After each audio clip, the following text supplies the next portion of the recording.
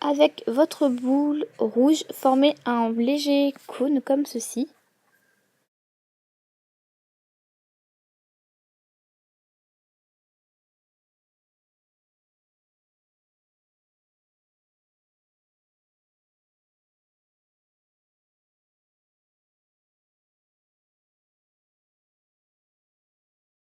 Une fois avoir planté votre cure-dent, je vous conseille de mettre de la fimo liquide avant la cuisson pour que le cure-dent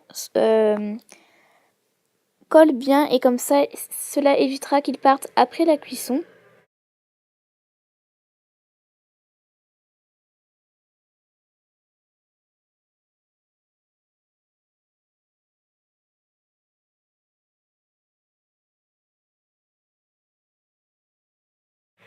Une fois votre pomme d'amour cuite, on va utiliser notre peinture vitrail. Donc j'ai fait une vidéo avec Mademoiselle Bijou dessus, donc si vous voulez, je vous la mettrai en barre d'infos pour avoir plus d'informations. Donc vous trempez carrément votre pomme d'amour à l'intérieur. Donc voilà, donc attention à ne pas mettre tout le bout à l'intérieur pour ne pas que le cure-dent soit rouge. Et vous attendez que les gouttes tombent. Et vous le posez sur votre papier cuisson. Alors, si vous voyez que là, par exemple, vous avez mis trop de peinture vitrail et que vous n'avez pas assez égoutté, vous pouvez le retirer avant que ça sèche, évidemment, et le replacer. Et si vous trouvez toujours qu'il y en a trop, vous pourrez refaire la même manipulation. Donc là, je vous montre la même chose, mais sous un autre angle. Donc voilà.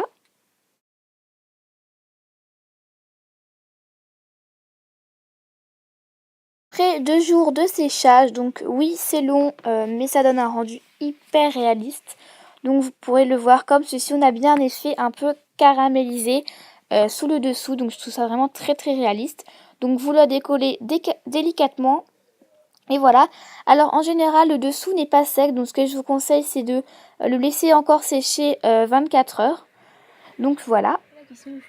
Et ensuite on va passer au montage, enfin comment accrocher une pomme d'amour.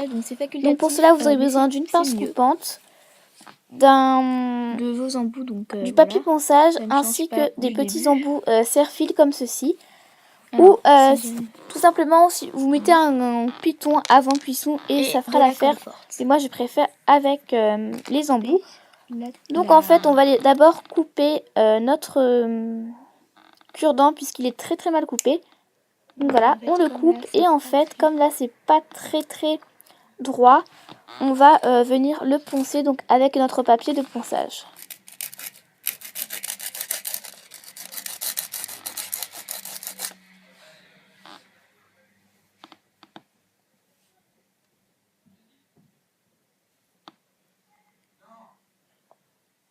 Voici le résultat lorsque nous avons poncé les 2 petits bâtonnets.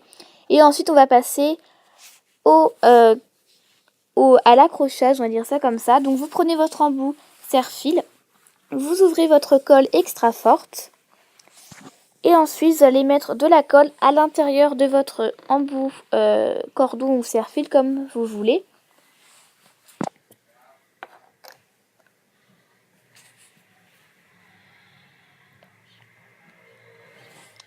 Je suis désolée d'avoir mal cadré, mais voilà, vous avez juste à le mettre sur le cure-dent.